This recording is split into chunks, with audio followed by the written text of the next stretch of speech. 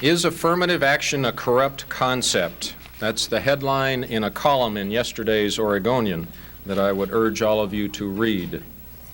The article says, in part, quoting Thomas Sowell, after affirmative action policies took hold in the early 1970s, blacks with little education and little job experience fell further behind the general population, and indeed further behind whites with little education and little job experience.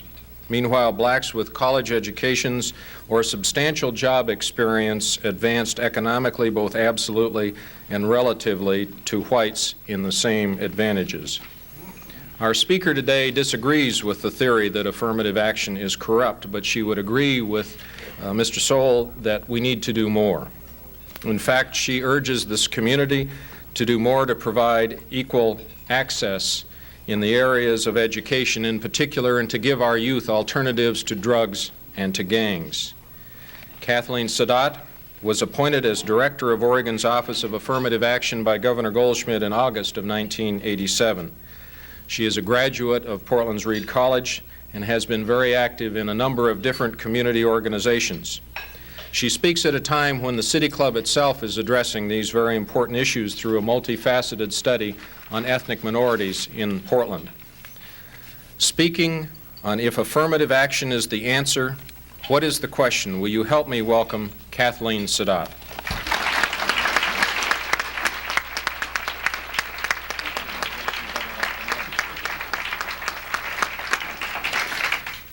Thank you, and thank you, Bill. And I want to say that I'm pleased and honored to be here this afternoon. Start off by saying good afternoon. Good afternoon. All right.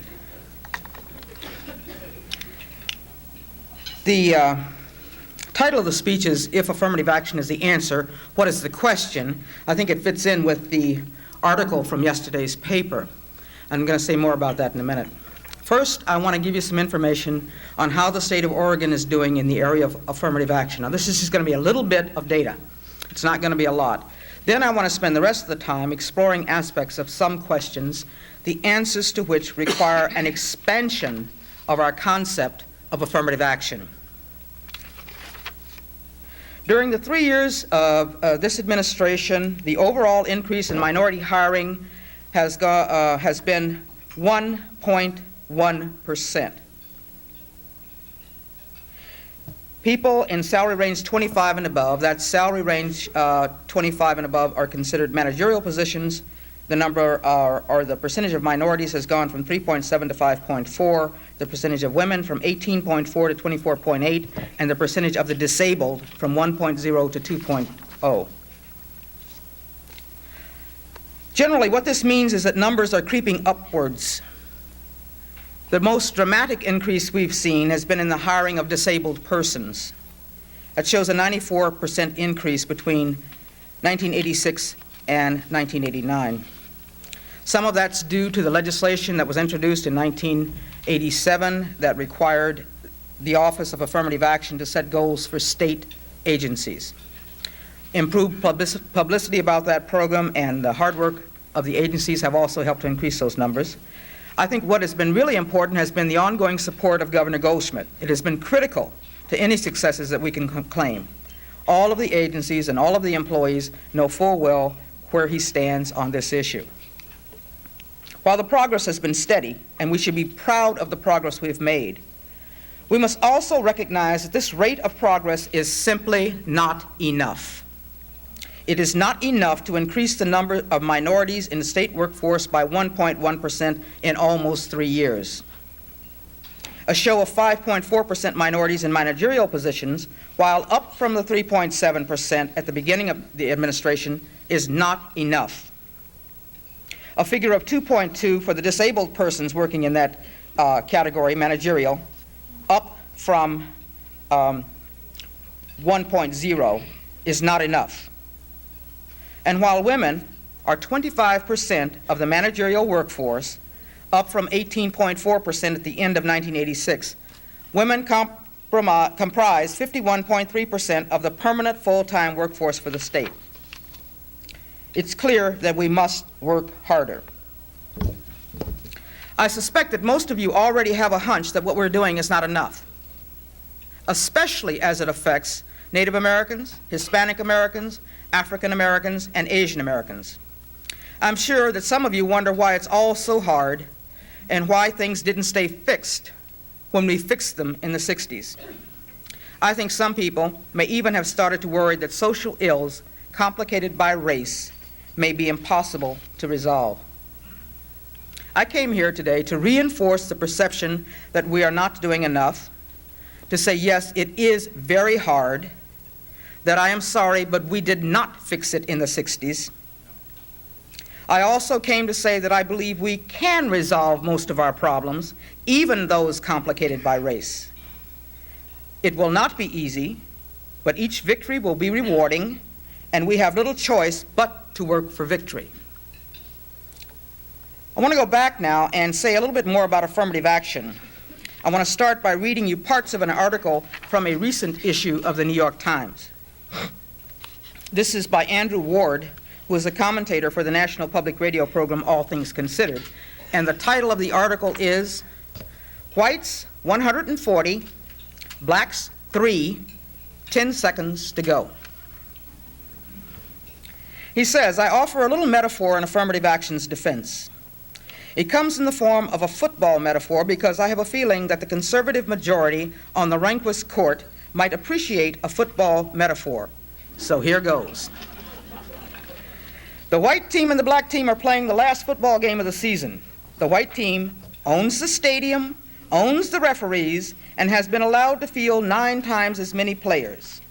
For almost 4 quarters, the white team has cheated on every play, and as a consequence, the score is white team 140, black team 3.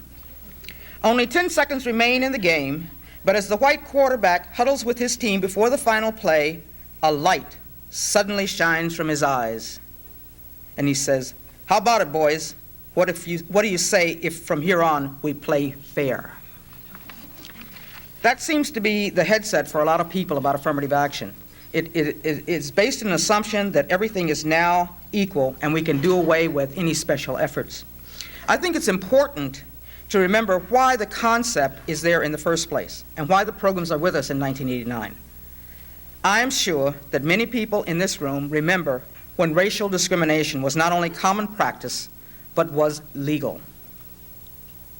I remember clearly colored waiting rooms in train stations, barren and dirty compared to the white waiting room. As a child in Tennessee, I rode with my family in the colored section in the back of the bus, feeling angry at being told where to sit or stand because of my color. I also remember being on an automobile trip with my parents and my brothers. We were going from Missouri to a small town in southern Illinois. My father needed to stop for gas, and of course we youngsters needed to go to the bathroom. My father purchased some gas and asked the proprietor the way to the bathroom. The owner told my father there wasn't one.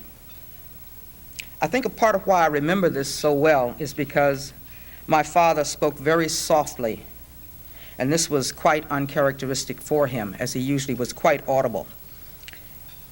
He asked the owner if he had children. The man replied, yes. Dad then asked where the owner's children, went to the bathroom when they were at the station. The station owner clipped reply was, we don't have no bathroom. We got into the car. My father drove down the 2-lane highway, stopped the car, and as was possible in those days, we walked into the trees and high grasses to relieve ourselves. So yes, I remember colored bathrooms too, when we were lucky enough to find a colored bathroom. Sometimes there was only a bathroom for white people. This is in my lifetime. This is not 150 years ago, 200 years ago. The movement in the 60s grew out of frustration and anger. The anger generated in the hearts of African American men who, returning from fighting the war to end all wars, found themselves again relegated to the status of second and third class citizens. This was in addition to the anger felt by all the black people who had ever worked or wanted for something and had it denied them solely because of race. The feelings of anger, fear, indignation, and just plain weariness laid the emotional foundation for the militant and organized response to the spark struck by Rosa Parks. I think it's also important that we all remember that the demand for equity was based on the concepts and philosophy set forth in the United States Constitution. There was no demand to add anything. The demand was to make real what was already there. The 60s produced a movement which could not be ignored, not by the United States or by the rest of the world. And so this country set about changing laws and developing concepts and programs intended to bring about equality and equal opportunity for all United States citizens. And this equal opportunity was especially focused on areas that affect life, liberty, and the pursuit of happiness: housing, employment, justice, education, economic opportunity. The concept of affirmative action developed as a means to remedy the effects of past and present racial discrimination. Inclusion of other categories came later when it was recognized that these groups also had a grievance against the United States because of being systemically discriminated against.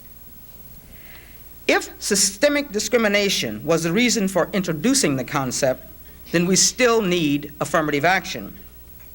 Systemic discrimination has not been eradicated. But I believe right now we need to expand our definition of affirmative action if we are to meet the challenge of the year 2000. Affirmative action was never to be the race relations panacea. Education was intended to be a significant part of the plan to bring about greater understanding and equal treatment. This kind of education has been severely neglected because it is not popular or is seen as politically controversial. Could I please have some water? Thank you.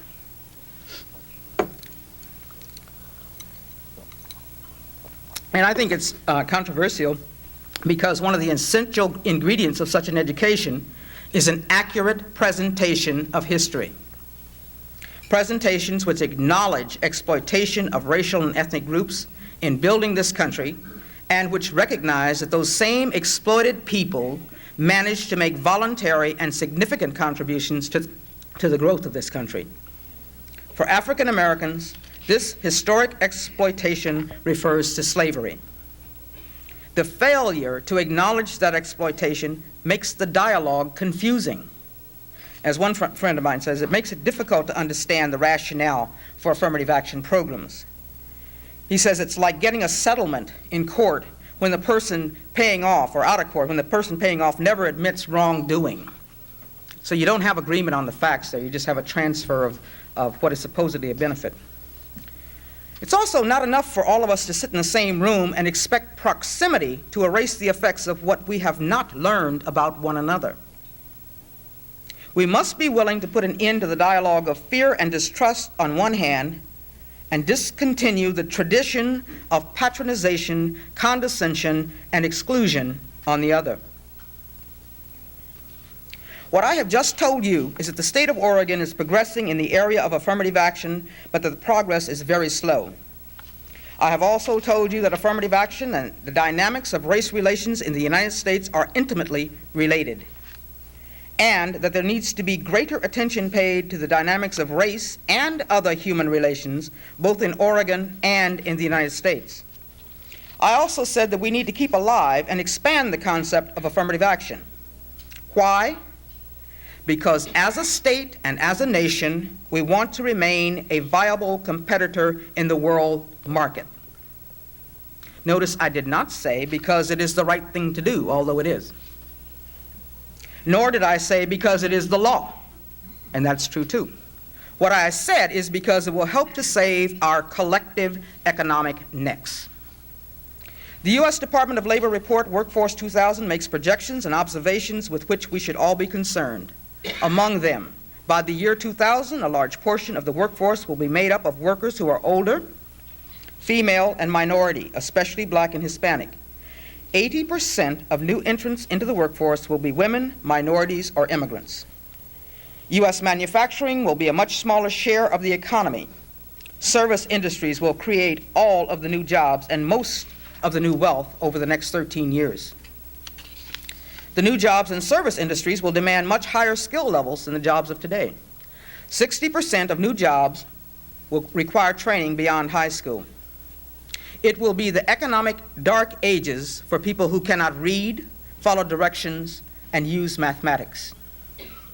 My reading of Workforce 2000 tells me that if Oregon and the rest of the United States of America wants economic survival in our global village, at the very least, we must rid ourselves of gender, race, disability, and age-related biases and proceed to develop a workforce that is truly competitive on a global scale. Those who find it impossible to completely rid themselves of biases must learn to better manage the behaviors which are rooted in those biases. We must all learn to affirm the value of one another, another kind of affirmative action.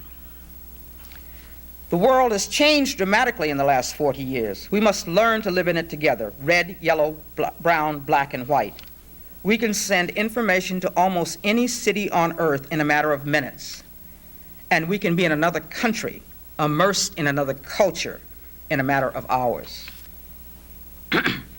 Workforce 2000 tells us that our economic destinies are linked, both at home, where yours is linked to mine, and globally, where ours is linked to theirs. We had better work on resolving some of the problems we have simply allowed to fester until now.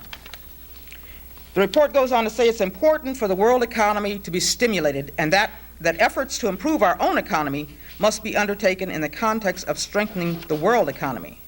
And I want to quote you a section that I think is particularly important right now.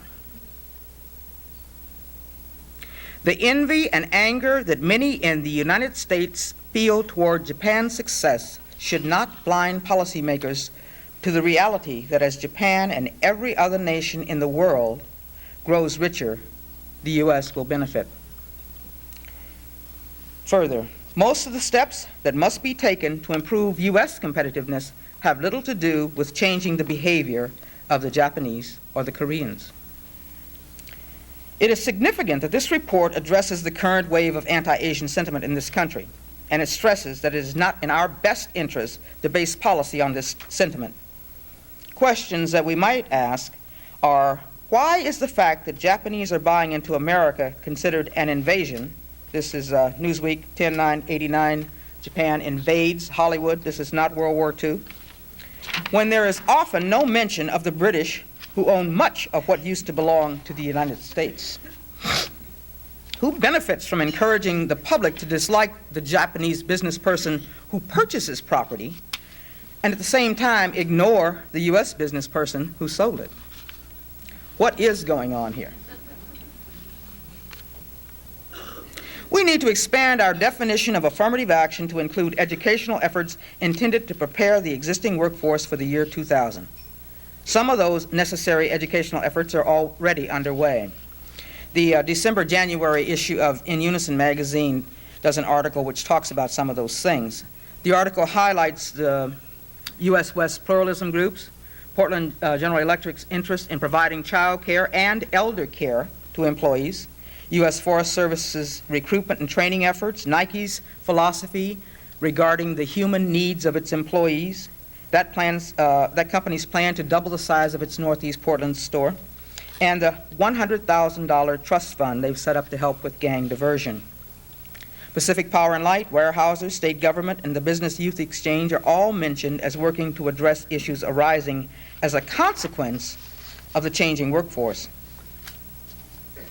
Acting affirmatively, they have developed mentoring programs, internships, apprenticeships, educational scholarships, and work opportunities, all being used to help address the growing need for post-high school training. While it is important to know what's going on right now in the workforce to help people in the workforce move forward comfortably to the year 2000, I think that we should be more concerned about those who are going to enter the workforce in the next 10 to 15 years. I want to point out that we are now at a place where our failure to provide quality education to all American children has started to work against us as a state and as a nation. We must move quickly in several directions if we're going to minimize that negative effect. It is expected by the year 2000 the number of young people between 16 and 24 who are going into the workforce will drop by about 8%, or almost 2 million. Minorities are expected to make up about 29% of new entrants, about twice what they are now. If we were prepared to take advantage of this situation, this might be seen as a great opportunity for people of color and for women. However, the fastest growing job categories will require the highest education and skill levels, a reality that will put most of these jobs out of reach of many people who have few or no skills. Given this reality, a great challenge faces us, the challenge of how to educate, train, provide support for, and inspire groups of young people, many of whom may feel disillusioned, alienated, cynical, and hostile. And if you feel that way, you're not going to get much of an education. Can we turn the tide when so many of our children are addicted to drugs, when so many are apparently without hope, without belief in a positive future, when so many are questioning the value of living if they can't have it all right now? I know we can meet the challenge and turn the tide. I know that we can do this. I know that if we make the decision and the commitment, we can do this. No, it will not be easy. And the hardest part will be examining ourselves and making changes on a personal level. Now I'm going to talk about some of the things I think we need to examine if we are going to make changes that will benefit us all. As I said in the beginning, affirmative action is only part of the answer to what we must do. Remember that affirmative action in employment is only relevant if you are already qualified for a job in the workforce. It is increasingly important for us to be aware of and willing to expand the concept so that we address other factors which help prepare young people for the workplace. I believe that we bear a lot of responsibility for what our young people are doing right now. So first I'm going to talk about role models. We've talked about the need for role models for black and other minority children for at least 20 years. I agree that positive role models of all types are needed for all children. It's not just that black children need to see black people. It's white children needing to see Hispanic Americans and Native Americans and Asian Americans and African Americans in leadership roles. What bothers me, and it came out of an article I read by a guy named Joe Klein, I'm not sure if it was from the Washington Post, where what bothered me about the article was that he talked about role models as though children of color live in a closed system where the only people they see or with whom they interact are other members of their respective ethnic or racial groups. This is simply not true. I think it's important that we start to think about it.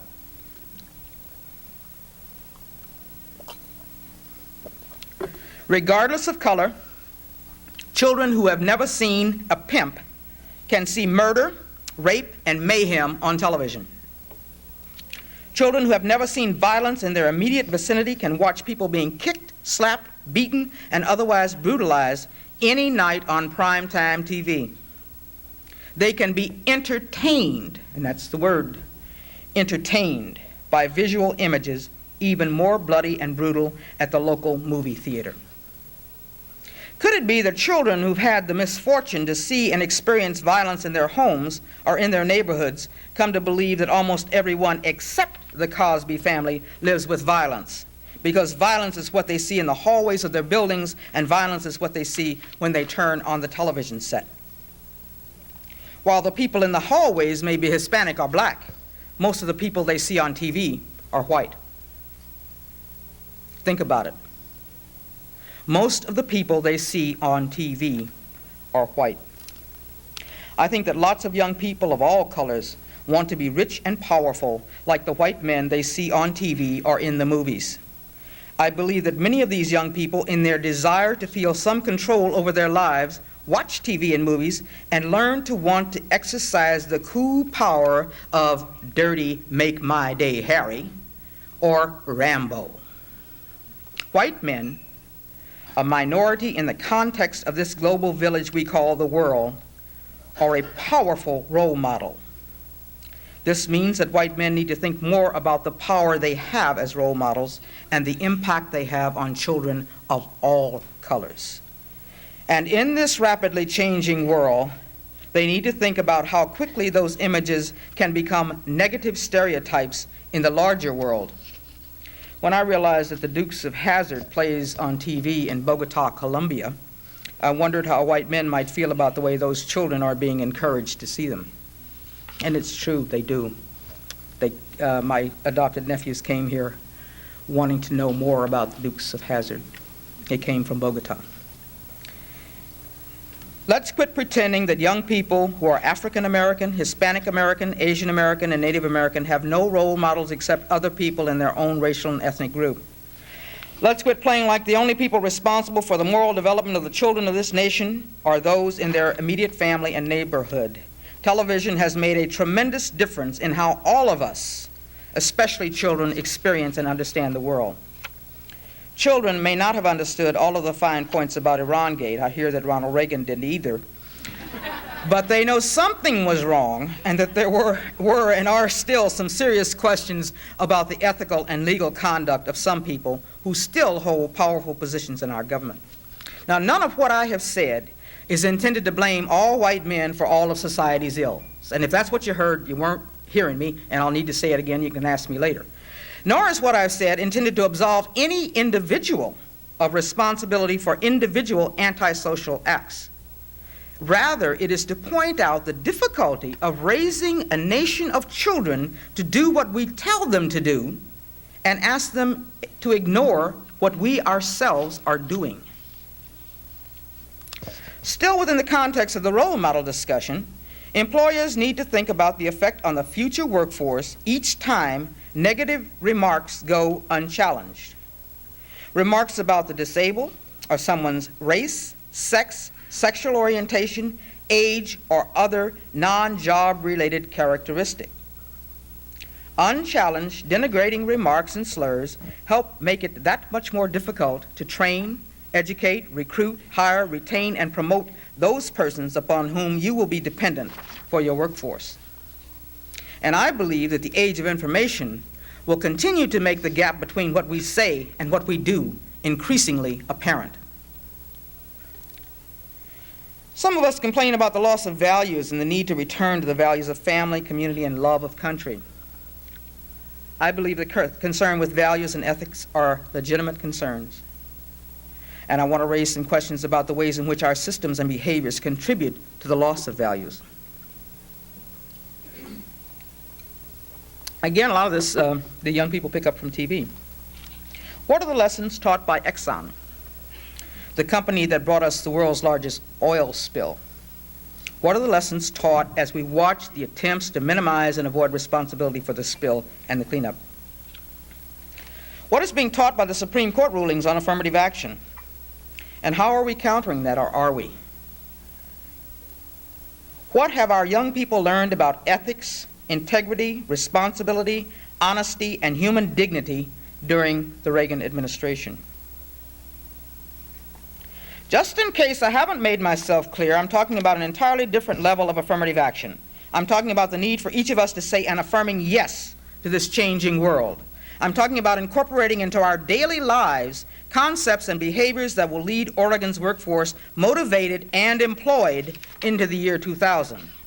The affirmative action about which I'm speaking means Oregonians will act willingly and with great enthusiasm to develop programs and attitudes designed to make obsolete current concepts of affirmative action. We are beyond the place where we're going to sit around and argue over whether 1 point makes a difference in somebody's qualifications, 1 point in a civil service exam. We are beyond the point where we need to be arguing about the goals set for a particular agency. We need to be talking about how it is we're going to move the entire population toward the year 2000, and that includes everybody. I'm talking about each of you taking personal responsibility for helping Oregon and the rest of our country shape the direction of those changes so that they are to the benefit of us all. In preparing for that future, we have lots to do. One of the things we need to do is study success. Look at what has worked, recreate it, use programs that we know work.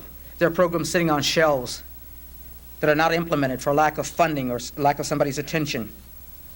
Use affected groups as resources in the development of ideas and programs. For example, I refer you to the Northwest Economic Development Task Force Economic Development Action Plan as a starting point for a larger discussion. The document covers 7 areas, among them jobs and employment, housing, education, and family services. At the top of all of our agendas, both public and private, we must put the full participation of minority citizens in American life. One way to start that process is to make sure that affirmative action or race relations or plurality issues are on the agenda for your weekly staff meetings and on the agenda of your managers and on the agenda of your churches, temples, social clubs, including the all-male social clubs. Develop the programs that will meet the needs of women entering the workforce. There is a need for low-cost quality child care to be made available to parents who are working in school or in training. Read more. Develop a better understanding of the issues. On the table outside, there's a piece of salmon-colored paper with some references that you may want to look at, things that I used in thinking about today's presentation. Learn more about hiring disabled persons, what accommodation means, and what resources may be available. Stop waiting to see what is going to happen next. Get involved. Take some action on behalf of yourself, your family, your country, your life. Do it with eagerness. Do it with enthusiasm. Do it with love. Do it with passion.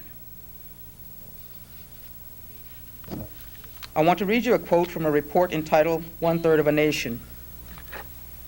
It is a report of the Commission on Minority Participation in Education and American Life, published in May 1988. We applaud the progress that has been made in many areas, but in education, employment, income, health, longevity, and other basic measures of individual and social well-being, gaps persist, and in some cases are widening between members of minority groups and the majority population. And I say, when you have income, health, and all those things, what's left? If we allow these disparities to continue, the United States inevitably will suffer a compromised quality of life and a lower standard of living. Social conflict will intensify. Our ability to compete in world markets will decline. Our domestic economy will falter. Our national security will be endangered. In brief, we will find ourselves unable to fulfill the promise of the American dream. It's the end of the quote.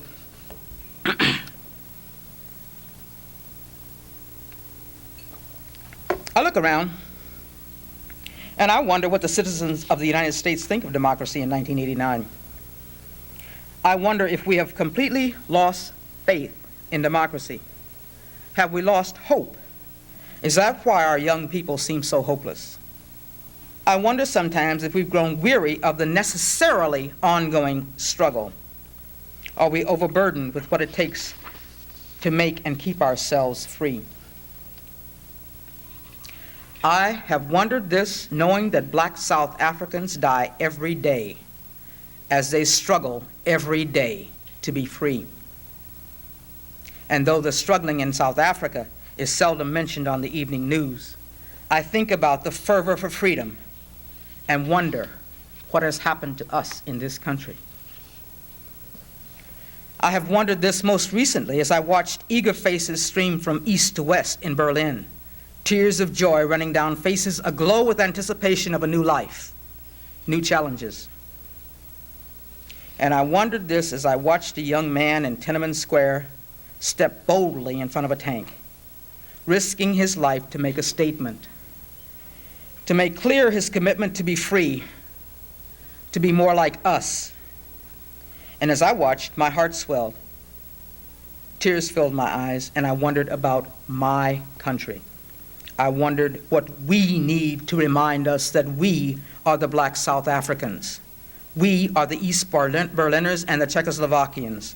We are the young man in Tiananmen Square. We need to keep remembering that when we talk about the United States of America as the land of the free, the land of opportunity, we're talking about ideas that are not yet a reality for any of us. When we talk about liberty and justice for all, we are talking about principles upon which this nation was founded, but we must remember that we are still shaping this nation into that equal opportunity country where a black woman actually has a chance to become president. Regardless of how many times we pledged allegiance to the flag as a child, or how many times we sung the Star-Spangled Banner at high school assemblies, we need to remember that we were speaking and singing a dream, an idea of what the United States of America can become. And now we are grown up, and now we are in charge, and we have work to do. And I came to say, affirmative action is only a small part of the answer to the question, how do we get to be that sweet land of liberty? Thank you.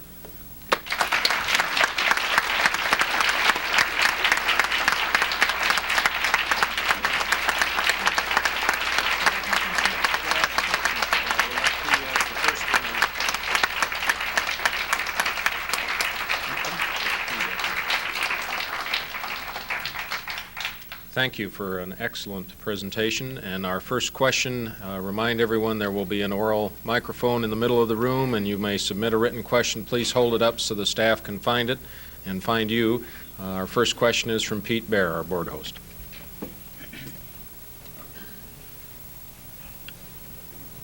Thank you, Kathleen.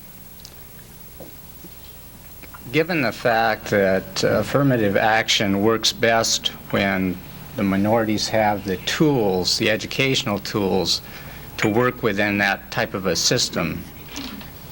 And given the fact that in Portland we have an ideal educational system which provides a number of magnet type of schools that allow specialized programs, but despite that, we have not stemmed the dropout rate and have not been providing the educational skills to the minorities that need it most desperately.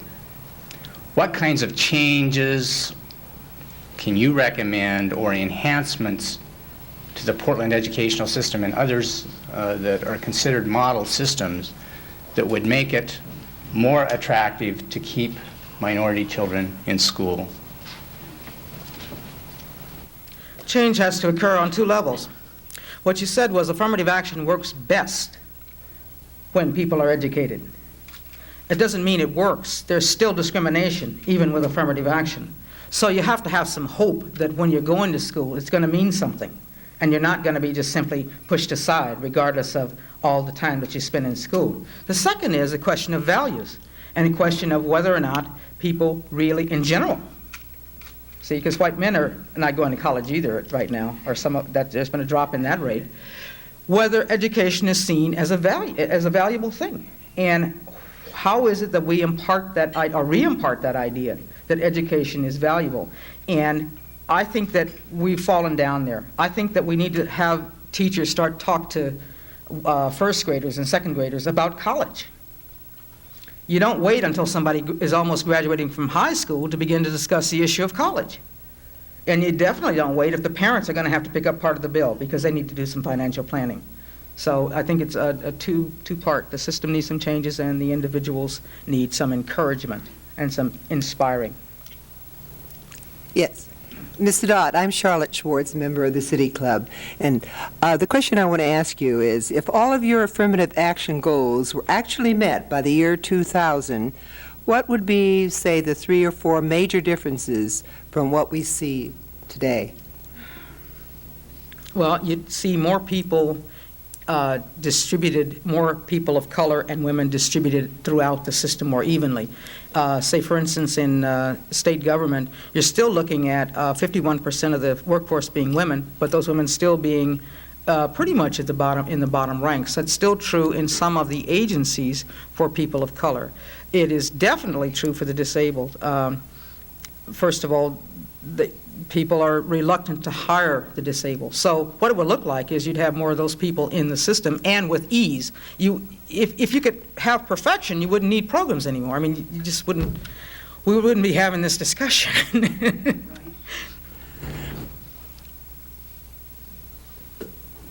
Barbara Clark, City Club member and Portland City Auditor. Would you encourage persons of color to join the City Club, and what could this group do to promote membership by persons of color? I think the thing for you to do is go ask the people of color who are business people in the city, and there are organizations there, and maybe talk to them about why they're not interested, if they're not interested, or what would make them interested. I think another thing is to show some interest on a very basic level. I just gave you a reference to a task force report developed out of Northeast Portland. Maybe if the City Club were more interested in that, I'm not sure.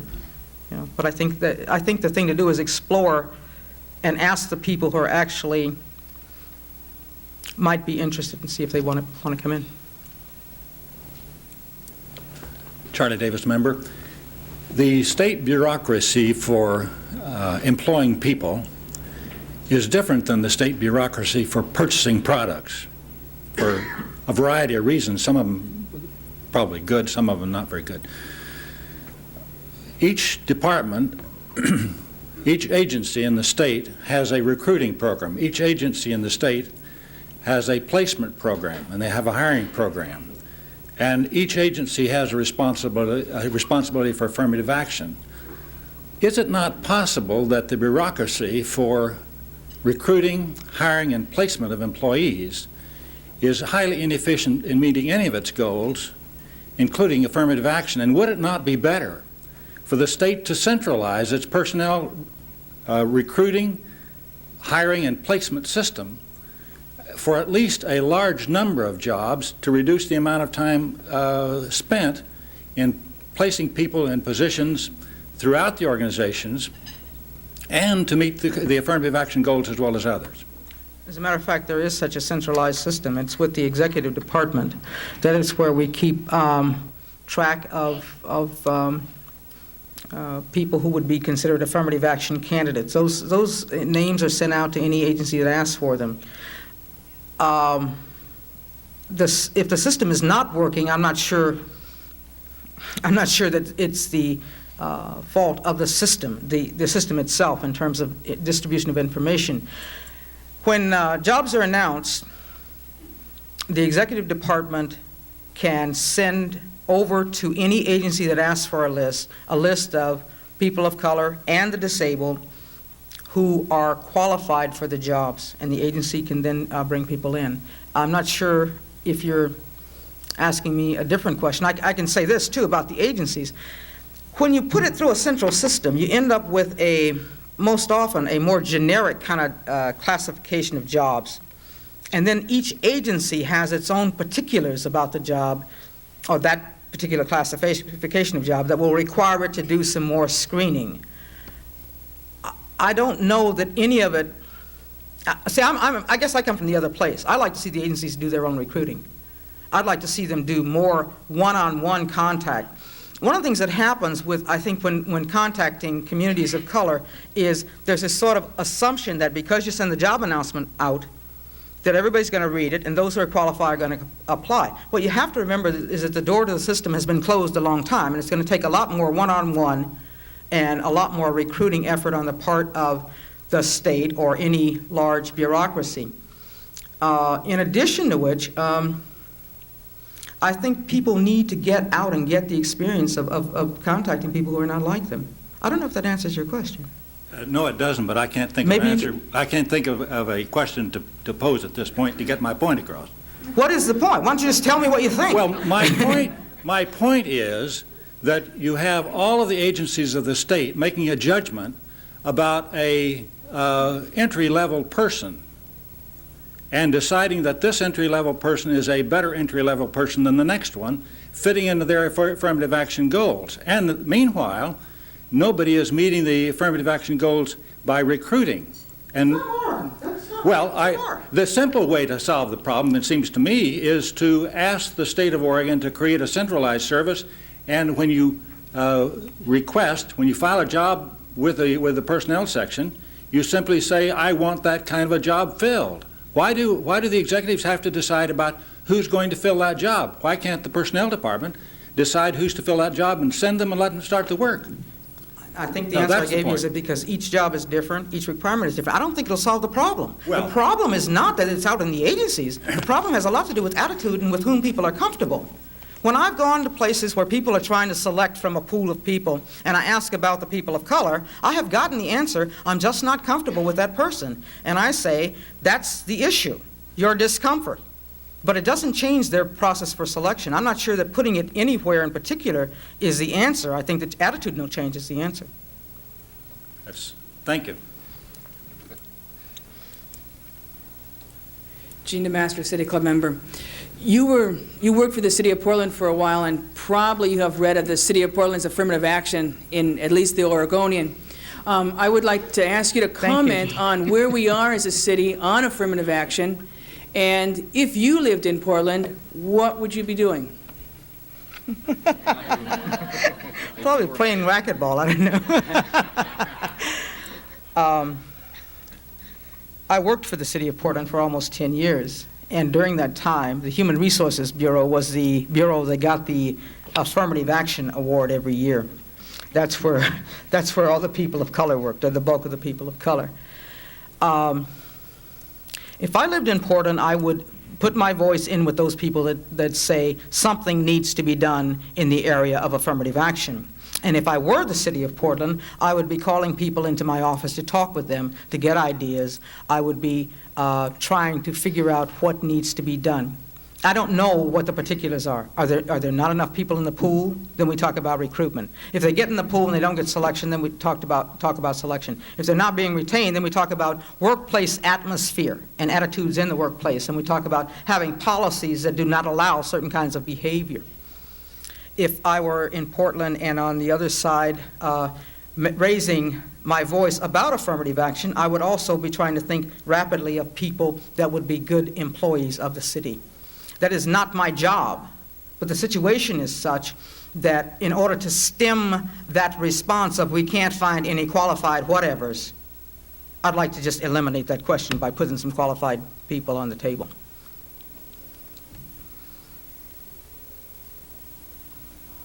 Mara Hanlon, City Club member. In trying to achieve a community where more positive role models are really available to young people, who do you think should be taking the lead to make this happen? The schools, the churches, employers, or families? All of the above. I think that's just what I said, all of us. And I think a part of why I talked about white men as role models is because, again, the Joe Klein article talked about the rape in Central Park in New York. And with this, I don't understand this at all. These kids had nice clothes and they lived in a nice place. How come they did this? First of all, having nice clothes and living in a nice place does not take away the stigma of race. It does not mean that people won't look at you funny, move out of your way, grab their purses and move away. It does not eliminate those kinds of responses in people. So what I was trying to say is that all of us are responsible for changing the attitudes. And if we're waiting for someone to do it, then we all just kind of sit here. But if each one of us will say, in my club today, I'm going to raise this issue. Why don't we have this? Why aren't we doing this? Why aren't we making that connection? If you could, you gave us some numbers on the slight increases in hiring of state employees over the last 3 years. Do you have any numbers, minority hiring, any numbers for the private sector in Oregon?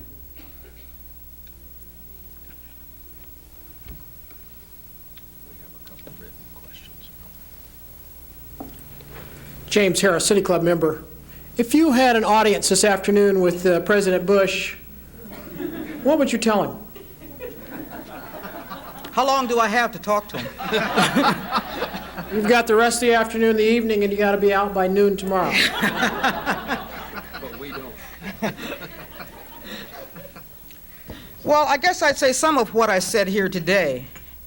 I would certainly try to impress upon him the need to take a look at us, the people who live in this country, and where we're headed, and the potential divisiveness, or the potential for divisiveness that exists in the coming years around the issue of who's going to have a job and who's not, and who those people are going to be.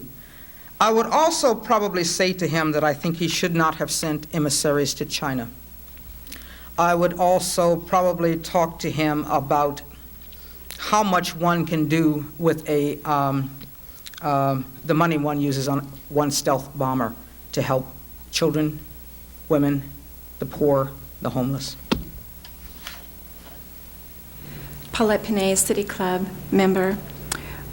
The government agencies in compiling statistics do not distinguish between Asian Americans and Southeast Asians. Why is that? Because that's the way it is. I have no answer for that. They also don't distinguish between blacks who are Hispanic and blacks who are not. They do not distinguish between Hispanics who are Cuban and Hispanics who are not. It is the American way to put people in groups and glumps so that we can manage them better. I think probably the group that suffers most from this lack of clarification is the Asian American group, because there's a tremendous number of cultures involved in that group, or captured by that group. I think it's just history, tradition. You know, at one point in time, when I worked for the city, Hispanics were white, and so they weren't counted at all for a little period in there. Yeah. Iris Bell, I have read several accounts of the activities that took place surrounding the resignation of Freddie Petit, and I was wondering to what extent you thought sex and race had something to do with what went on there, especially in light of the attitudinal behaviors that you mentioned earlier. Thank you.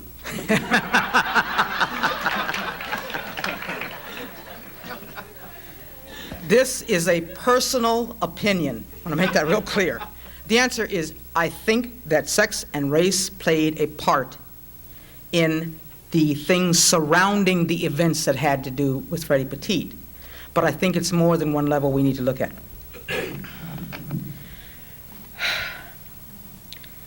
First black woman to head a major agency in state government also heads the agency that has attitudes about it linked to gender and race. So this person becomes a symbol. And what I think happens is the fact that she is there. There were some issues raised, and the issues should be and should have been explored.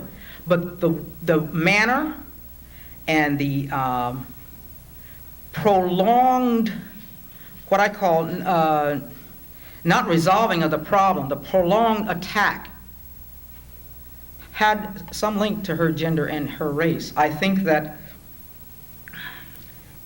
Freddie's side of the story was never really told.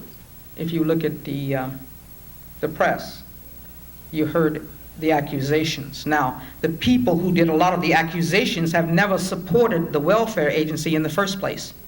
And you need to understand that every few years there's an explosion about welfare. Now, why is that? Who does it serve? And what do people think of when they think of welfare mothers? They do not think of white women. So I think that the whole thing is sort of a totality. It is in and of itself about gender and race and attitudes toward the poor. It is not okay if you have food stamps to buy fresh strawberries. That's just all there is to it. That's the attitude of some people. So I think that's all linked together. We have time for one last question. I'll give you a softball here. Thanks. What specific steps has the state of Oregon taken to increase the percentage of minorities and females that you quoted? And I'll add on here, are there any plans to be more proactive than you have been in the past? I think the steps we are taking have more to do with getting out, talking to people, trying to convince people that we're sincere when we talk about affirmative action. A lot of the agency heads are really behind this, the move for affirmative action, and they're doing recruitment in a way that they haven't done before. They're talking to agencies, they're talking to individuals. Now, initially when I came, I had the feeling that some people thought I was the recruiter for the state, which is an impossible job. There are 100 agencies in the state. And what I did was go and talk to them about people they could talk to. I have a directory that comes out of my office. In addition to which, there are attempts to talk with people about how to stay on the job, what it takes to stay on the job. I get people coming into my office saying, hey, I got this problem, what do you think I should do? And I say, well, you know, be hardline here, but soft here. I think there's an increased effort to understand. You see, I think that we're beyond, again, the law hasn't done it, isn't going to do it. What you're talking about now is everybody being personally involved and responsible for making it work, and I see more of that happening. I go out and talk to agencies. We do a better job of distributing information. We have more people who insist that it be distributed. We have more people who insist that the pools be larger and include people of color. Now, where it breaks down a lot is when you get to selection. And I think there's work that's needed on both sides of that. One is, I think that people, and this is true for people of color interviews where I've been with people of color and for the disabled, people are a little more nervous and they don't do as well in the interview sometime. And I think we just need to do more interviewing techniques, kinds of things. I think people feel put on the spot. So those are the kinds of things, talking it up, trying to develop retention programs, networks. There's a Black Employees Network that is trying to support Black employees. There was talk of starting one for Hispanic employees, so I think those things will help. The system itself has a affirmative action talent pool where you can send your resume in and we try to match it up with jobs, and then if a job of that type comes up, you get the announcement, you get some contact. Those kinds of things. Thank you. Please join me in thanking Kathleen Saadat for a wonderful presentation.